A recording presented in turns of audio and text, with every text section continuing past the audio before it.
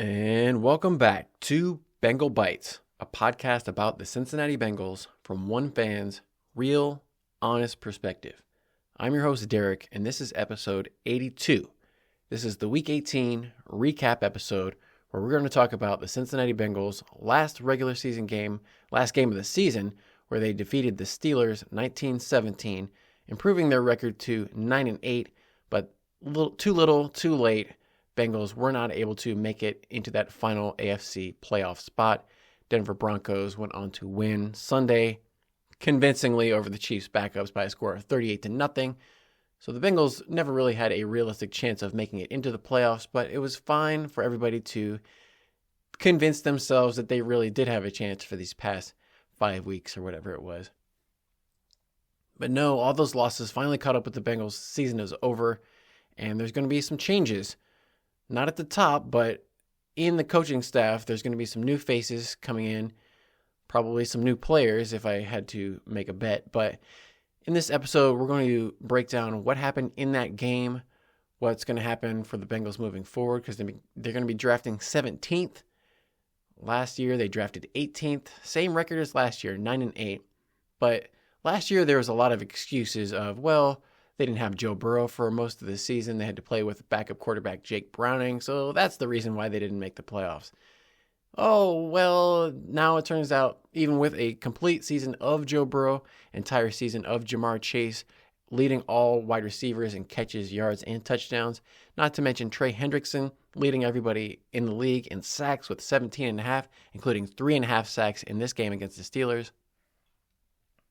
None of that was enough to make up for the terrible defense and some of the terrible decision-making by the head coach. But obviously, if it comes down to assistants or the head coach is going to make the decision to get rid of some of his assistants. And that's exactly what Zac Taylor did after this game.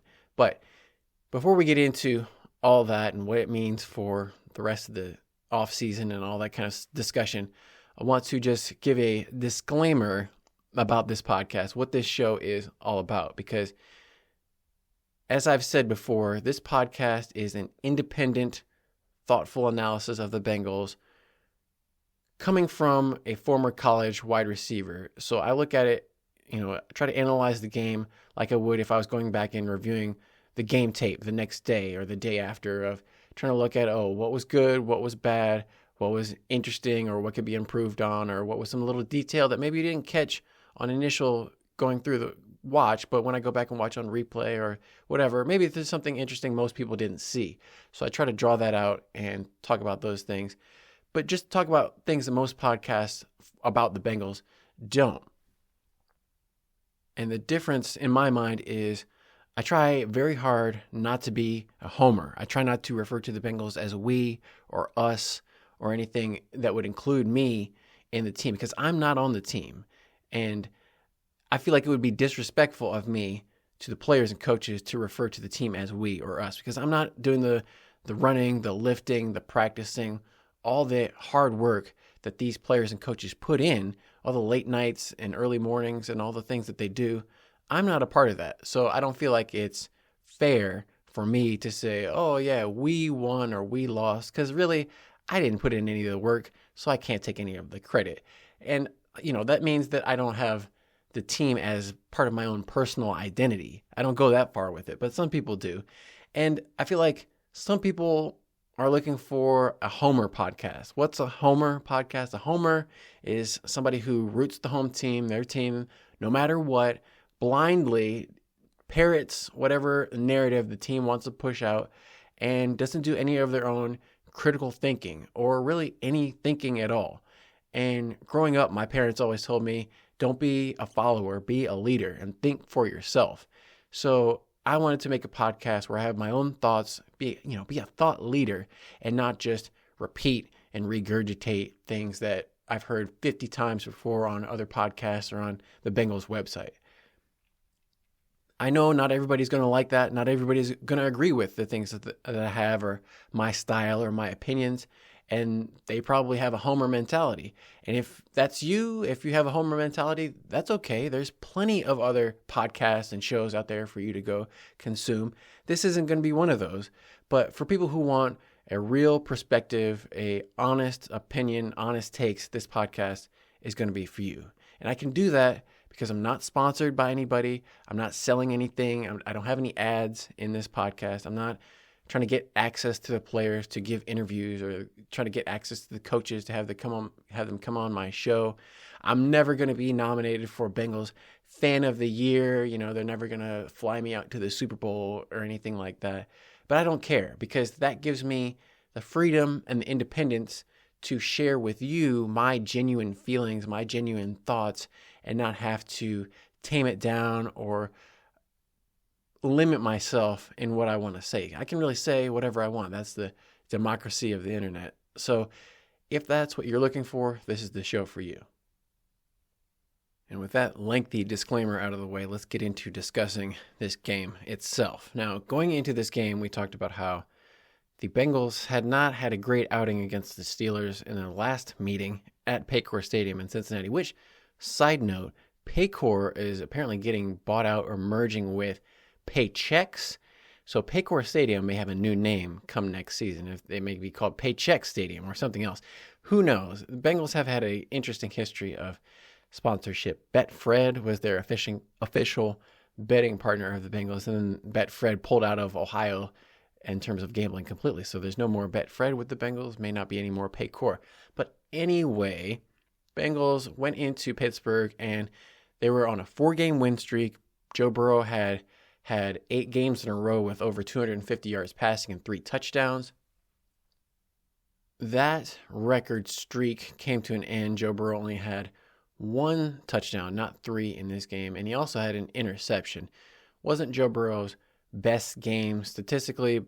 He had a few sacks, and if I had to guess, I would say that this probably didn't do anything to help Joe Burrow's MVP case. Not that he was going to win MVP either way, but I think it definitely comes down to Lamar Jackson or Josh Allen for the Bills. And statistically, I would probably give it to Lamar Jackson. I would give the edge to Lamar Jackson just because he had some kind of crazy number. Like, he led the NFL in yards per pass and yards per rush, which is something nobody has ever done.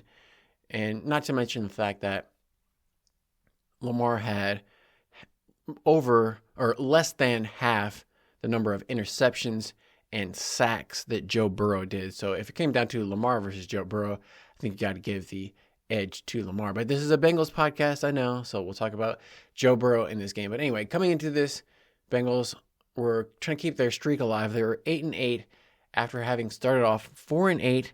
They had won the last 4 in a row, including the last game in overtime against the Denver Broncos. And the Steelers, in their last game, it was a back and forth game.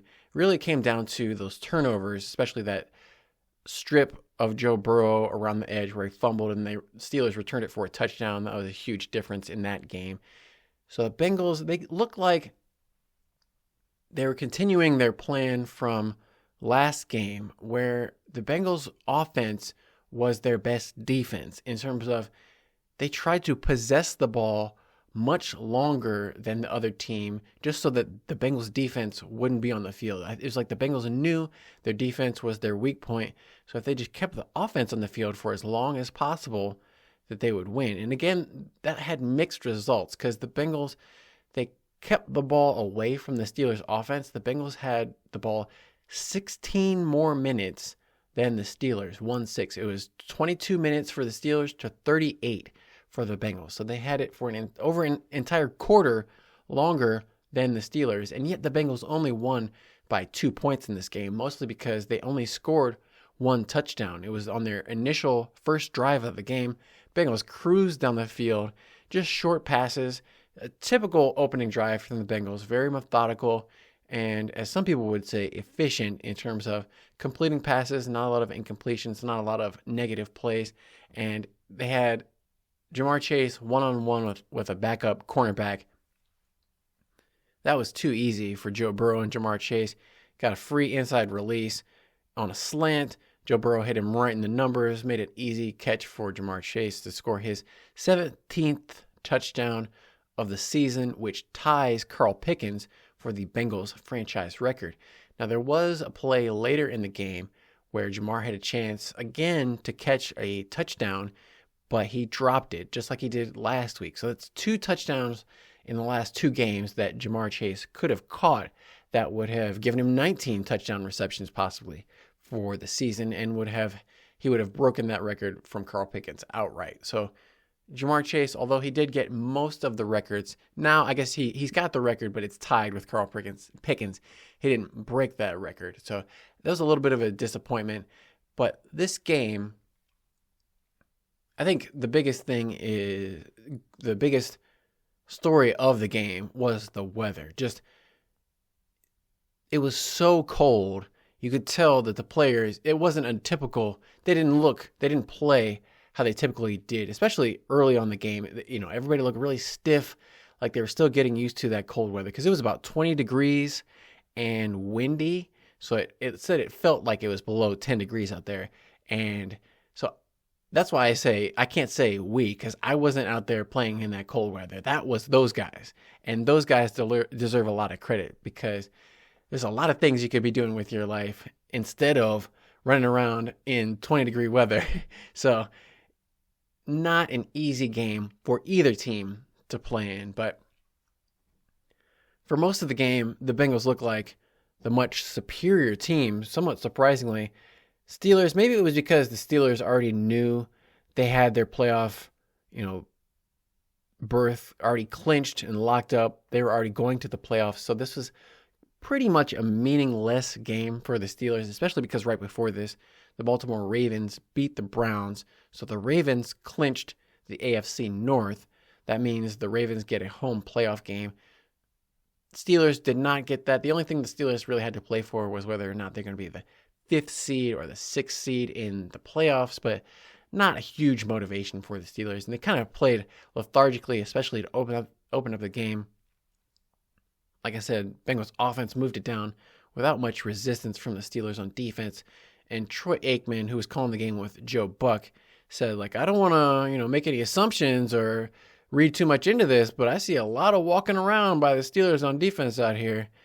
And so maybe it just took them, a couple of drives to get into the game, get warmed up. But yeah, maybe the motivation just wasn't there for the Steelers as much as it probably would be if it were a do or die game like it was for the Bengals. You could tell the Bengals had everything to play for. Steelers didn't really have that much to play for. And so it was kind of a quiet night for TJ Watt. Part of that was because Bengals did a good job of game planning against him, giving help to the right tackle, which was Cody Ford, surprisingly, in this game. I think that may be the first start at right tackle we've seen for Cody Ford. So Amarius Mims was active and available, and he actually played a couple snaps when Cody Ford got his ankle twisted. He came out for a few plays. Amarius Mims went in with that right broken hand, but maybe it was the fact that going up against TJ Watt with a broken right hand wasn't going to be a good matchup for Amarius Mims. So this is the second or third game in a row where Amarius Mims has only played part of the game. For previous 2 games, he started but then came out and got replaced by Devin Cochran. This time, I think they were like, okay, we just got to go with somebody who's going to be healthy from the beginning of the game. We can't afford to have Amarius Mims come out midway through the game. So Amarius Mims was just kind of there in case of emergency. They went with Cody Ford at right tackle.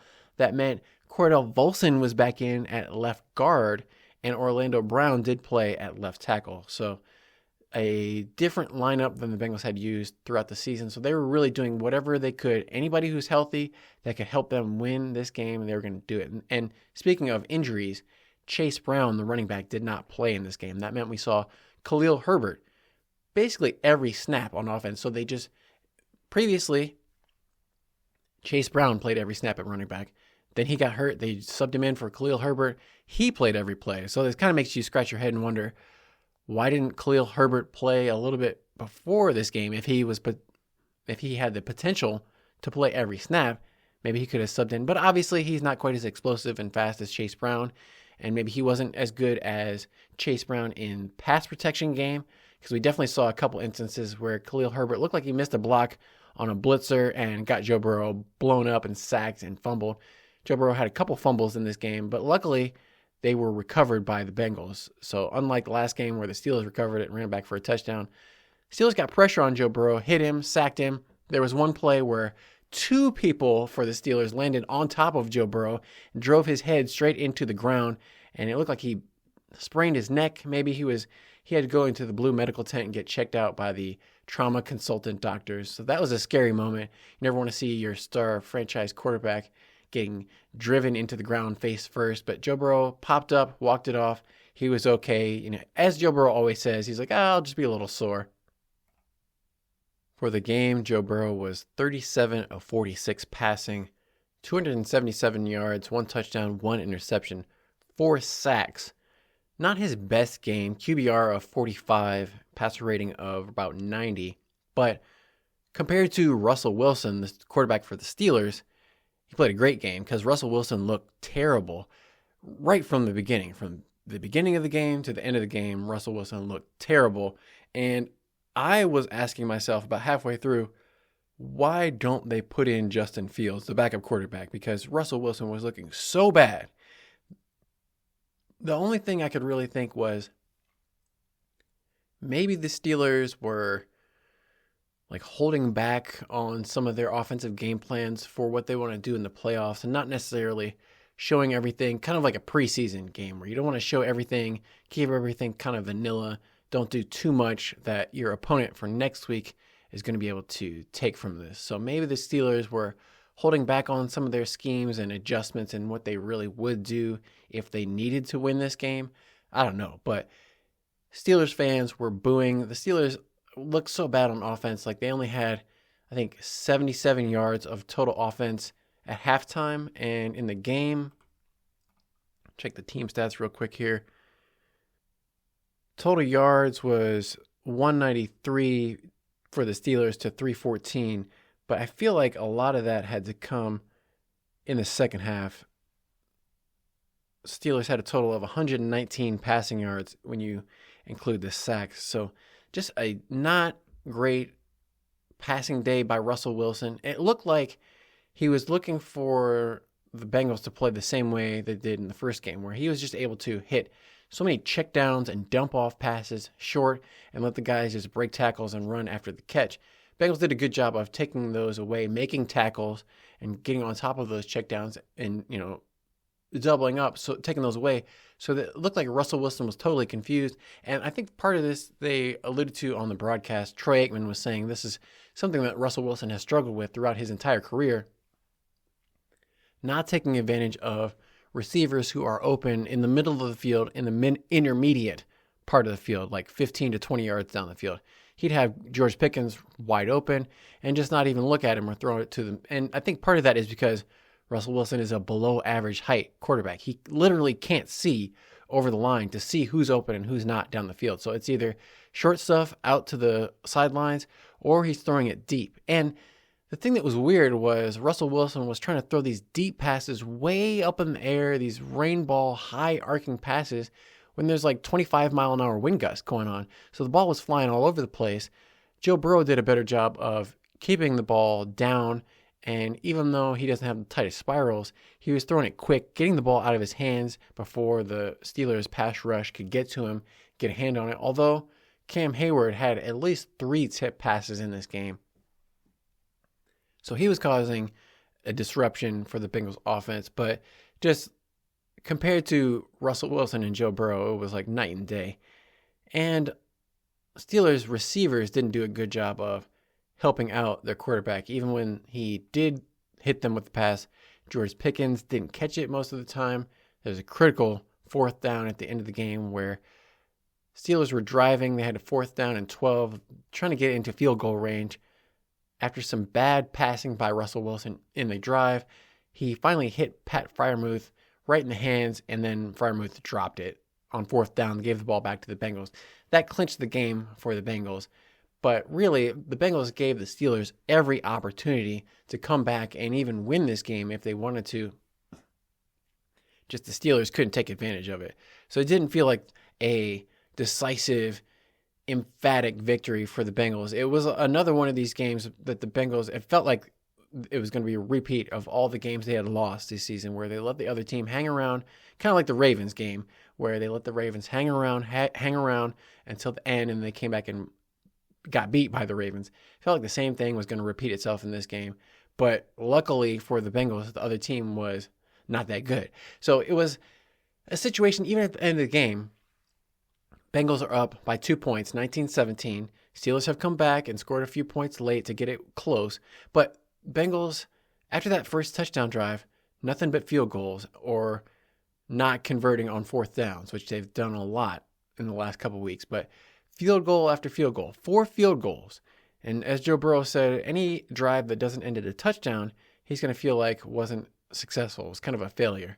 So all these drives ending in field goals, Bengals, they were able to move the ball, but they weren't able to put it into the end zone.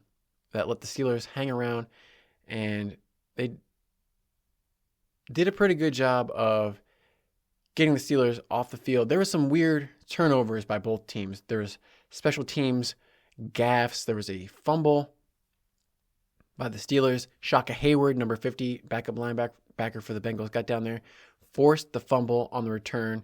That gave the ball back to the Bengals offense right before halftime. That allowed them to convert an additional field goal. And then the Steelers, they got a muffed punt where the ball, I think it hit DJ Ivey in the foot. He didn't see the short punt coming in. It hit him in the foot. Not, kind of unlucky. Steelers got the ball back. Connor Hayward scooped it up before it went out of bounds. So the Steelers were able to convert that. So it was a back and forth game of turnovers. Joe Burrow also had one interception that got deflected. He was trying to throw it to Jamar Chase. Patrick Queen deflected the ball up in the air, and then one of the other defensive backs came in and intercepted it for the Steelers.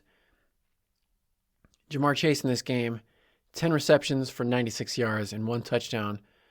Not anything explosive except for that opening drive where he had like one-on-one coverage. They must have done a better job of bracketing and covering Jamar Chase. Although it's important to point out that T. Higgins, although he started off this game healthy and played for maybe the first half or so, at some point in the second half, T. Higgins came off the field and was out for the rest of the game. Maybe in the first half. I can't remember when he went out exactly, but T. Higgins was on the sideline with a coat on, and apparently his ankle injury got worse throughout the game and he wasn't able to play. So he came out and didn't continue, and they had some backup guys in there. So that's probably why Jamar Chase got more of the attention from the Joey Porter or some of the other defensive players for the Steelers. They're able to shut him down. Andre Yosivas had a couple catches in there. He also had a drop, unfortunately. The ball was a little bit behind him. But there was a couple passes from Joe Burrow that were just off. One was to Jamar Chase, one to Mike Gesicki, where it wasn't even close to hitting the target. And, it was windy, it was cold, who knows, but not a perfect night from Joe Burrow. Mike Gesicki, speaking of him, in the stat category, 10 targets for Mike Gesicki, 8 catches for 68 yards. If I look at Mike Gesicki's final statistics for the year, 65 catches, 665 yards, only 2 touchdowns. But for his career, how does that stack up? That's the second most catches he's ever had in a season, and not bad in the yardage. He had one season that was better, maybe 2021. He had 73 catches for 780 yards, 2 touchdowns. But I feel like Mike Gesicki, he talked about he had 5 years in Miami. He got franchise tag his 4th year or his last year in Miami, then they let him go. So he didn't get a huge contract because he had a down year his franchise year. He only had 32 catches his franchise year. Didn't have a great market. Got picked up by the Patriots for not that much money on a 1-year deal last year. He only had 29 catches for 240-something yards last year for the Patriots. Then he came to the Bengals on another prove-it deal, basically, a 1-year deal. So now Joe Burrow said, we definitely got to get Mike Gesicki back. He's been a critical part of the offense. And the reporters after the game were asking Mike Gesicki, Joe Burrow said he wants you back. You think you're going to come back?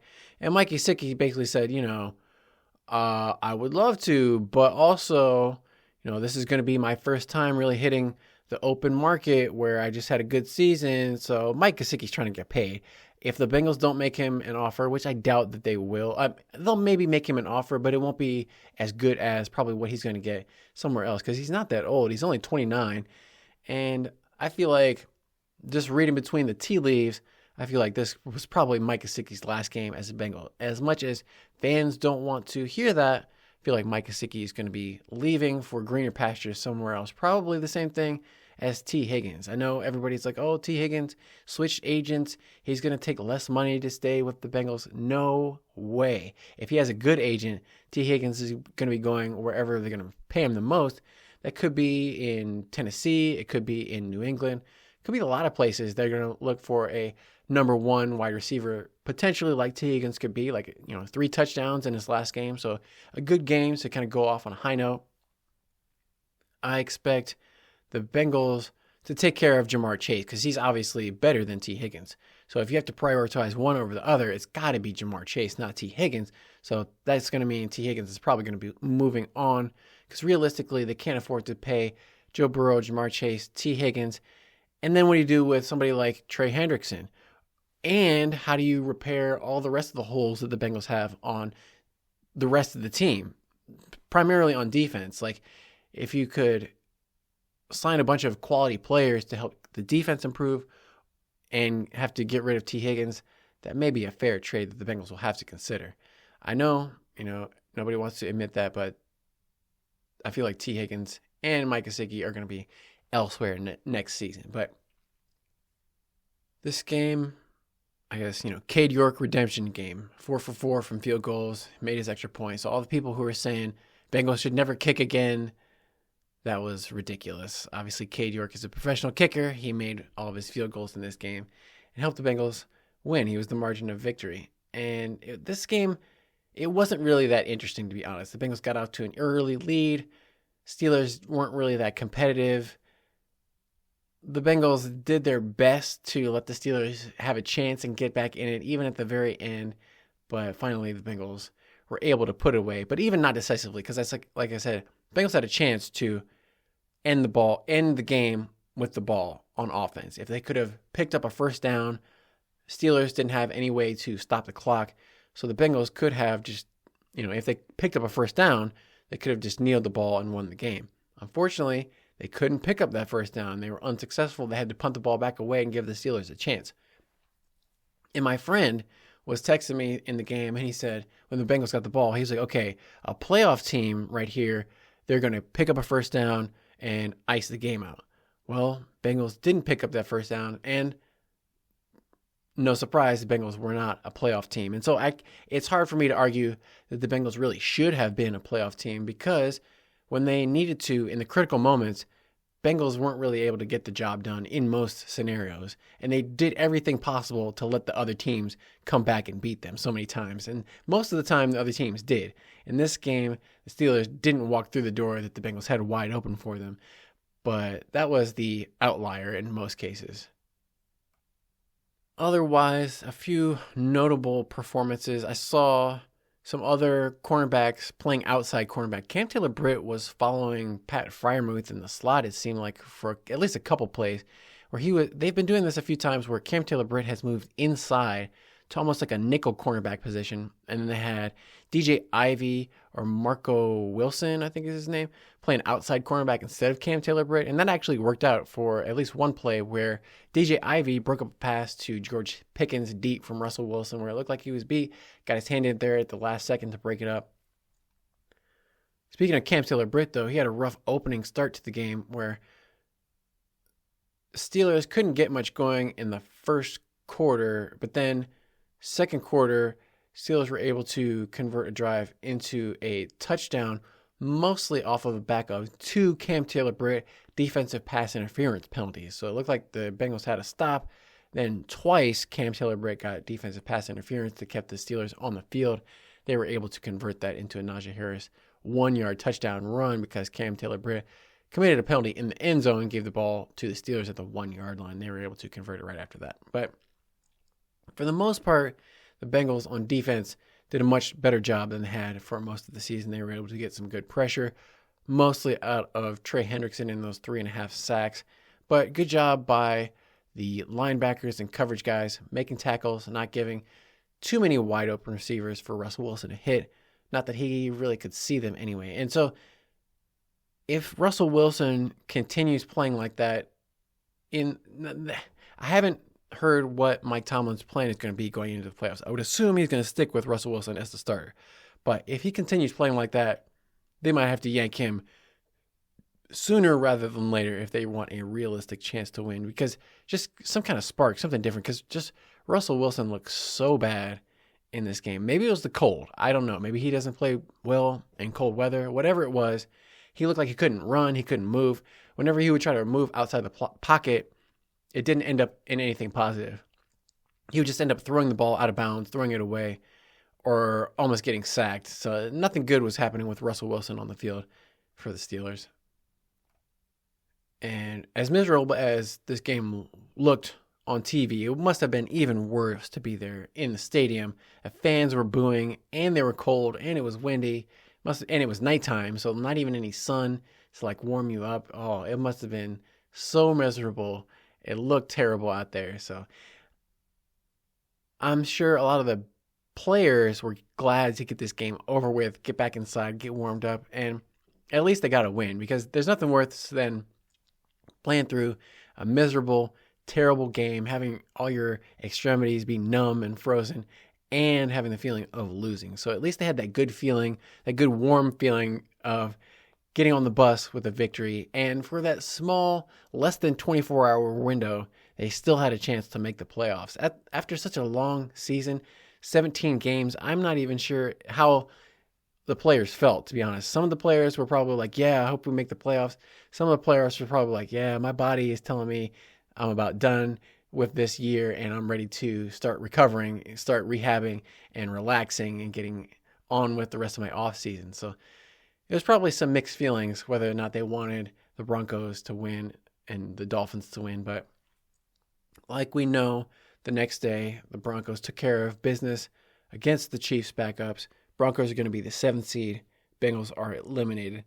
And after the game, obviously there was, still a lot of hope and optimism. I feel like there's been so much of that, because what else are you going to do? You can't say, yeah, we're probably not going to make it, so fans, you might as well not even watch. They have to keep you interested, keep tagging you along and saying, or stringing you along and saying, oh, no, we still have a chance. We're still in this. We can make it. And all the podcasts are like, well, what if they do make it? Can you imagine how crazy that would be? And Zac Taylor got up there and said, like, oh, those other teams, I promise you, they don't want us to get in the playoffs because they're scared of us. Well, nobody's going to have to worry about it because the Bengals did not make it to the playoffs. Nobody has to be worried about the Bengals in the tournament or anything. They're going to be going back to their homes, to their wives and kids, and getting ready for the offseason. Now, speaking of going back home to your wife and kids, a couple days later, we found out that a few people are going to be having some extended time off with their family, notably on the coaching staff. Bengals decided to fire 4 of the coaches. I'm trying to do the count in my head here. 4, maybe? So, they got rid of defensive coordinator Lou Anarumo, defensive line coach Marion Hobby, linebackers coach James Betcher, and offensive line coach Frank Pollock. So the 2 defensive and offensive line coach, defensive coordinator, and another defensive coach and linebackers coach all are fired. They're going to be looking for replacements in the offseason. And so that's one of those situations where the team didn't have success. Offense was pretty successful, defense not so much. And Zac Taylor is the head coach. He runs the offense. So it's like, well, you're not going to get rid of me, the head coach, but we got to make some changes around here, and it's not going to be me. So we got to get rid of the defensive coordinator. He's going to be the one that takes the blame for this. And so I feel like Lou Anarumo, and the other thing is they didn't make any other changes in terms of, Duke Tobin, the personnel department, the scouts, the people who pick out the players. I know they say that the coaches are partly responsible and have their hand in picking out the players, but really that's a lot of responsibility, an unrealistic amount of responsibility to put on a coach, to expect him to coach and do his best all the way throughout the season to win games, and then turn around and also put on the scouting hat and scout out all the players that he wants to be on the team next year.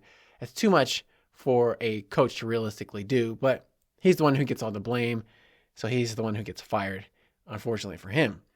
it's going to be interesting to see who the Bengals interview. Is it going to be some more of Zac Taylor's relatives and nephews and cousins? And that's typically been his style of hiring only people who he's worked with in the past, who he's buddies with in his little network of good old boys or whatever. So maybe Zac Taylor has another like son-in-law or brother-in-law or somebody he can hire to come onto the coaching staff. The Jaguars fired their head coach, so don't be surprised if Zac Taylor's brother Press comes in as some kind of offensive assistant or consultant or something like that at some point in this offseason. I'm sure he's going to bring him back if he's available.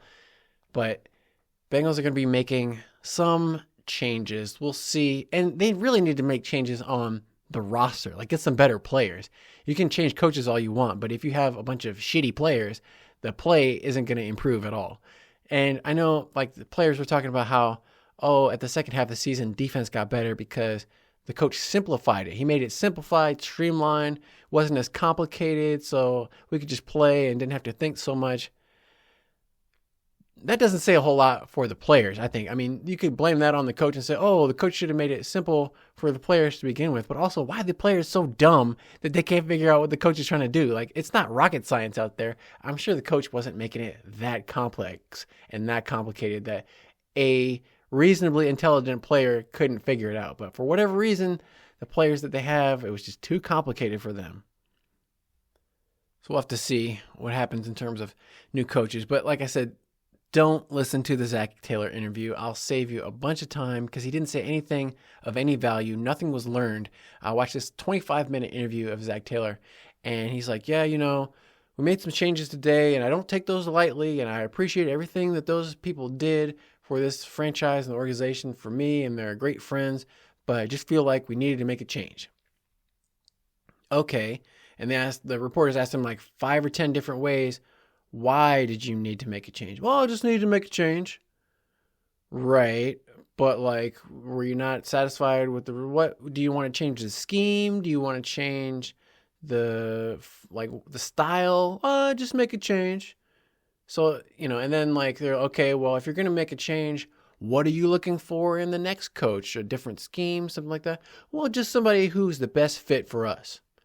So he just kept repeating the same things over and over and over of, we just needed to make a change and we're just looking for somebody who's the best fit. No fucking kidding. But that doesn't tell you anything. Like if you went to a school board meeting or something, these answers wouldn't have even been satisfactory at that, or like your city council meeting or something like that. But, Zac Taylor, he's not under oath. He's not obliged to give a real answer. So it was like going into the press conference, not even interview, but press conference, he had made up his mind. I am only going to say I wanted to make a change and we just need somebody who's a good fit. And that's it. Don't deviate from that. Don't stray from the change. Bet good fit, etc. But that's all he said over and over and over. We just need a change. Just need to make a change. Going to make a change. Didn't say how or why. So not satisfactory answers at all. And one of the questions, he acted like it was offensive, but they were like, after the 10th time of giving this answer of we just need to make a change, they were like, what's the sense of urgency next year, to win? And he acted all bent out of shape, like, what? How could you ask that? Of course, the sense of urgency is very high. We're very urgent to win. And so he went up there and said, like, we're all on the same page. We want to win. I don't really think that that's true because before the first game, they lost that game to the Patriots because they fucked around with Jamar Chase's contract. Even though he's the best player on the team, they decided not to pay him the contract that he deserved. And so if they really prioritized winning, they would have got Jamar Chase's contract taken care of before the season even started.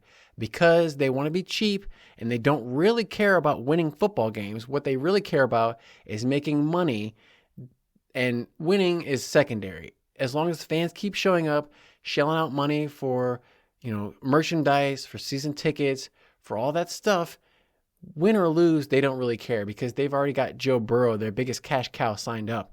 And they know that Jamar Chase is the most important thing for winning football games, but he's not the most important things in terms of making money. I'm sure Joe Burrow sells, 5 times more jerseys and merchandise than Jamar Chase. If you walk down the street and everybody would be flocking over to Joe Burrow, probably only a handful of people would even recognize Jamar Chase out on the street. If he didn't, have his Bengals clothes on and a bunch of jewelry and stuff, nobody would recognize Jamar Chase on the street because that's just how fans are. Everybody knows Joe Burrow, not the other guys. So Bengals know where their bread is buttered, and they got the golden goose paid, but they're not taking care of anybody else. T. Higgins, where is he?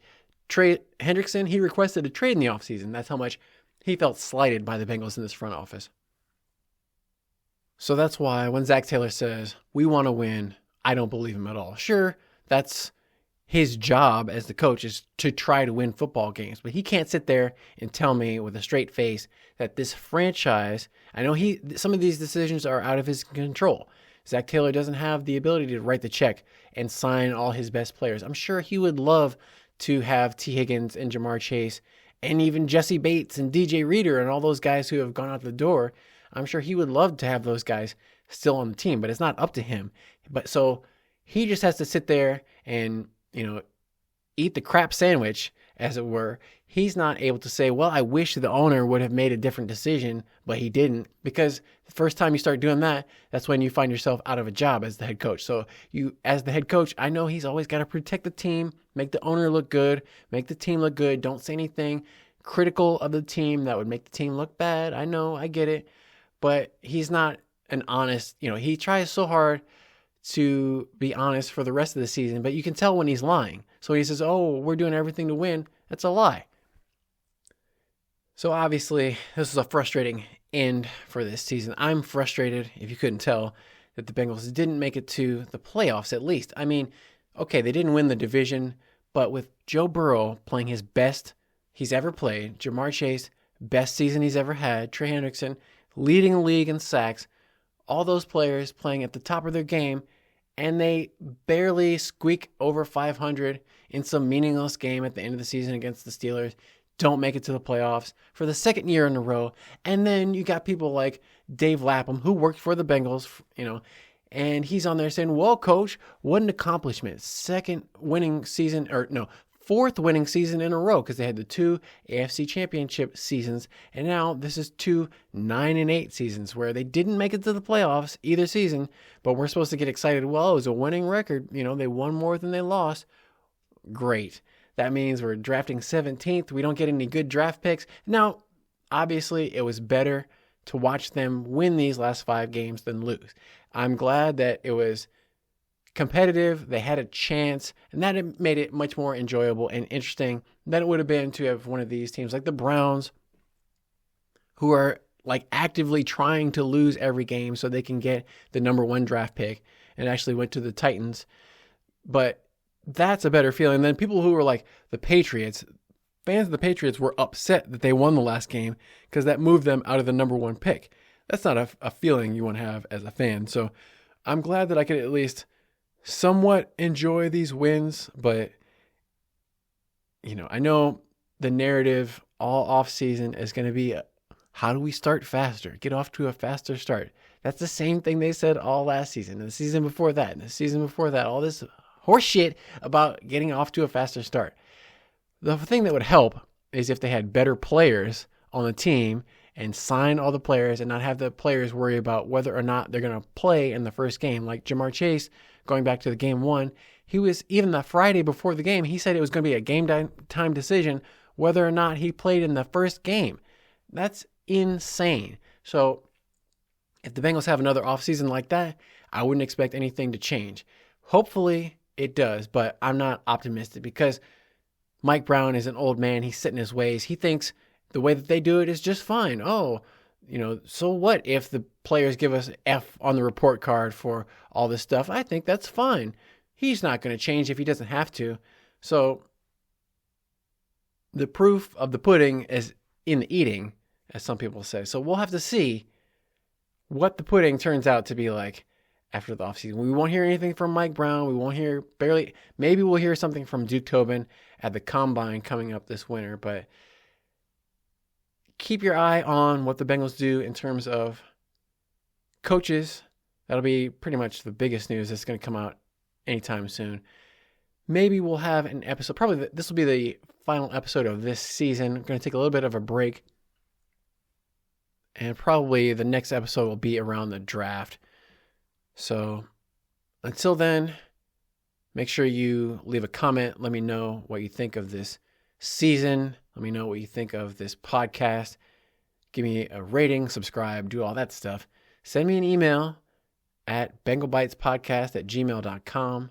And if you have a comment, I'll be sure to read it on this show. But going to take a little break, recharge the batteries, all that stuff. Like I said, it's just such a frustrating end of the season. Need some time away to get this sour taste out of my mouth. But we'll be back without fail for more analysis, independent, original, unbiased, unfiltered analysis of the Bengals team before you know it. So until next time, I'm going to leave you with a hoo-day and stay hungry for more Bengal Bites.